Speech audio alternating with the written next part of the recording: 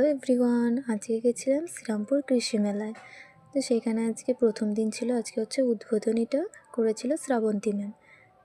তো আমরা মেলা ঘুরতে ঘুরতে শ্রাবন্তী ম্যামকেও দেখে নিয়েছিলাম। ওই যে আসছে শ্রাবন্তী ম্যাম, খুব সুন্দর দেখতে ছিল। দেখো কি সুন্দর, যেটুকু পেরেছি ভিডিও করতে পেরেছি। অনেক ভিড় ছিল মেলায়। কি সুন্দর বেতের ঝুড়ি বানাচ্ছিল। ফার্নিচারের মধ্যে সবচেয়ে সুন্দর ছিল এই ঠাকুরের দোলনাটা।